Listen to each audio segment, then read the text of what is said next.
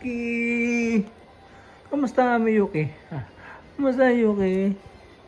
Hi, Hachi! Hi, Hachi, kiss this. Kiss. You go outside? Tara. Go outside. I'll play. Yeah, let's go, let's go. Come here. Come. Yun. Takbo na naman si Hachi. Hachi, where are you? Huh? Are you happy? Huh? Chi, are you happy?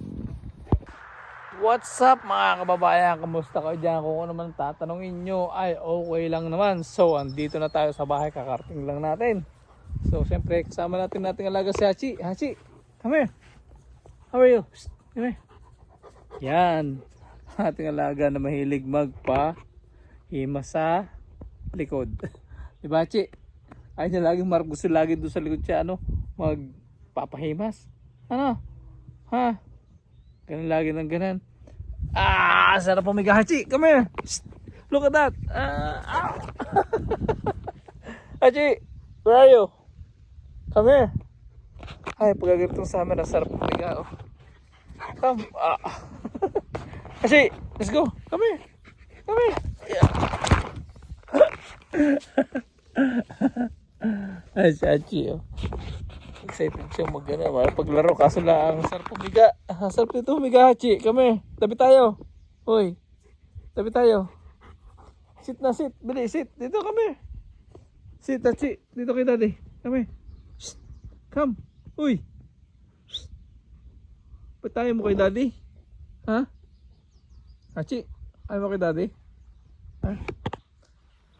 Ay. Sarap talaga humiga. Ito, hose nga pala ng tubig. Sarap humiga dito sa sa damuhan.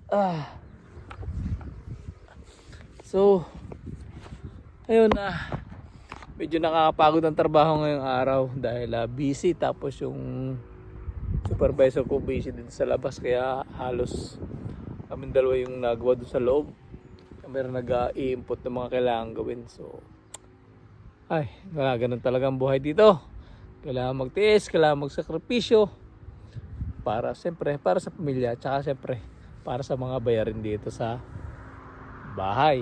Kaya marami tayong bayarin dito sa bahay, lalo dito sa Canada. Siyempre lot of bill dito Canada.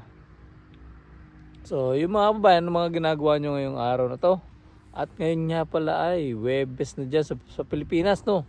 Dito Miyerkules pala ng hapon ng 6:30 ng hapon ngayong araw na to, Miyerkules. So yun, ang aking alaga. Oy, Hachi, anong ginagawa mo dyan? Ha? Nangangati, nagkukudkud ng ng kanyang leg. Kami. Yes.